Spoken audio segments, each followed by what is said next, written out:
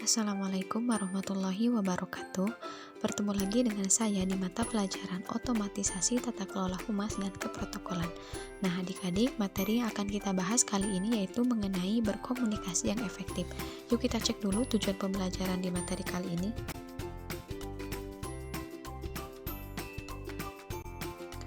Adapun tujuan pembelajaran yang pertama yaitu kalian diharapkan mampu menjelaskan definisi teknik komunikasi efektif. Yang kedua, mampu menguraikan elemen-elemen teknik komunikasi efektif. Yang ketiga, mampu mengemukakan teknik komunikasi efektif. Yang keempat, mampu melakukan identifikasi teknik komunikasi efektif yang akan digunakan.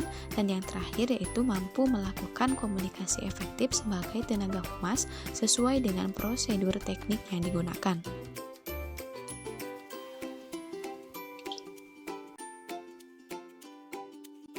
Baik adik-adik, kita langsung ke pembahasan yang pertama yaitu mengenai definisi komunikasi. Nah, dalam buku Administrasi Perkantoran Modern, karya De Liangji, komunikasi adalah proses interaksi atau hubungan saling pengertian satu sama lain. Jadi, menurut definisi ini yang disebut dengan komunikasi harus ada saling pengertian antara pengirim pesan dan juga penerima pesan. Selanjutnya ada komunikasi secara umum, yaitu suatu proses atau tindakan yang disengaja menuntut adanya partisipasi dari pihak yang terlibat, baik itu berupa simbolis maupun transaksional, dan dapat menembus ruang. Maksud komunikasi merupakan suatu proses, artinya komunikasi merupakan suatu rangkaian peristiwa yang terjadi secara berurutan dan dinamis. Atau diartikan juga sebagai tindakan yang disengaja dan memiliki tujuan, artinya secara sadar dan disengaja untuk melakukan tujuan tertentu. Kemudian komunikasi juga menuntut adanya partisipasi dan kerjasama dari pihak yang terlibat.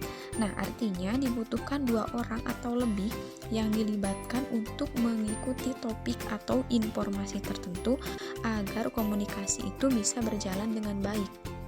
Nah, kemudian komunikasi juga bersifat simbolis atau transaksional, artinya untuk berkomunikasi maka dibutuhkan lambang-lambang tertentu. Misalnya saja bahasa, tentu dalam berkomunikasi kita membutuhkan bahasa yang dimengerti antara satu sama lain. Kemudian komunikasi juga menembus ruang, artinya adalah komunikasi tidak hanya terjadi pada pihak-pihak yang berada di tempat yang sama saja, tetapi komunikasi juga bisa terjadi antara orang-orang yang berada di tempat yang berbeda. Seperti sekarang karena sudah canggihnya teknologi, maka komunikasi dapat dilakukan di mana saja dengan siapa saja.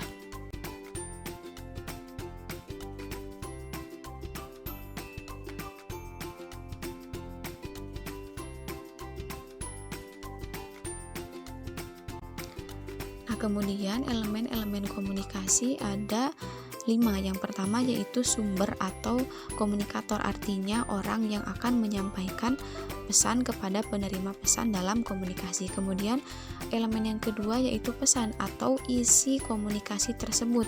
Kemudian elemen yang ketiga yaitu media atau sarana untuk menyampaikan komunikasi itu melalui apa. Kemudian elemen yang keempat yaitu penerima atau disebut juga sebagai komunikan atau orang yang menerima pesan yang disampaikan oleh si sumber.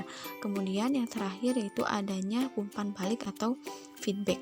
Jadi dalam komunikasi itu harus ada yang dinamakan dengan bukan harus ada, tetapi supaya terjadi interaksi yang efektif berarti harus ada umpan balik.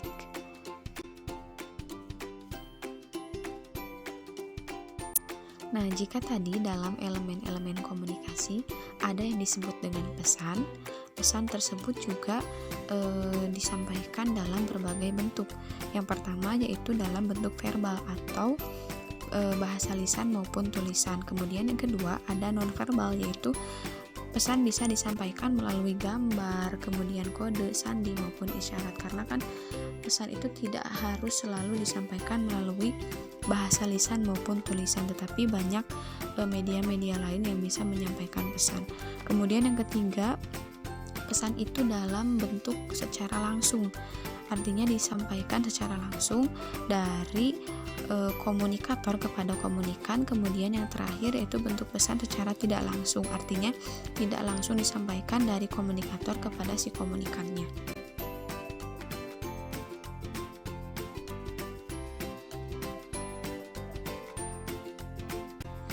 Nah, kemudian di elemen komunikasi yang terakhir yaitu umpan balik atau feedback. Nah, feedback juga dibedakan menjadi beberapa tipe. Yang pertama ada berdasarkan sumber, yaitu ada internal feedback dan kemudian ada external feedback. Yang disebut dengan internal feedback yaitu umpan balik yang berasal bukan dari komunikan, akan tetapi berasal dari komunikator itu sendiri. Contohnya, si komunikator meminta maaf karena baru saja mengatakan hal yang salah. Kemudian, external feedback yaitu umpan balik yang diterima oleh komunikator dan berasal dari komunikan. Contohnya seperti ini, komunikan menyatakan pendapatnya atas pesan yang diberikan oleh komunikator. Atau bisa dikatakan si komunikan itu memberikan respon terhadap apa yang disampaikan oleh si komunikator. Nah, kemudian kalau berdasarkan kecenderungan pesan, si umpan balik ini dibedakan menjadi dua, yaitu positif feedback dan kemudian negatif feedback. Kalau yang disebut dengan positif feedback yaitu umpan balik yang mendapatkan respon seperti yang diharapkan oleh komunikator atau respon yang baik. Contohnya, seorang murid mengangguk-angguk tanda memahami apa yang dikatakan atau yang disampaikan oleh gurunya.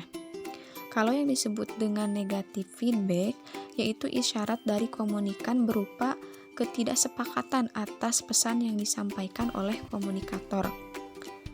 Misalnya, seorang pegawai yang menunjukkan ketidaksetujuan atas kebijakan yang disampaikan oleh seorang pimpinan. Nah, yang terakhir yaitu tipe umpan balik berdasarkan waktunya. Ada tipe umpan balik secara langsung atau segera dan tidak langsung atau tertunda. Kalau yang disebut dengan umpan balik secara langsung yaitu umpan balik yang diberikan komunikan segera setelah pesan itu diterima. Berarti ketika si komunikan menerima pesan, komunikan itu sendiri langsung memberikan umpan balik terhadap komunikator. Sedangkan yang disebut dengan umpan balik tidak langsung yaitu berarti ada jeda yang cukup lama antara pesan yang disampaikan oleh komunikator dengan umpan balik yang diberikan oleh komunikan. Nah, itu yang disebut dengan tipe-tipe umpan balik. Nah, adik-adik, sampai di sini dulu ya pembahasan materinya. Semoga apa yang tadi disampaikan bisa menambah pemahaman kalian. Sampai jumpa lagi.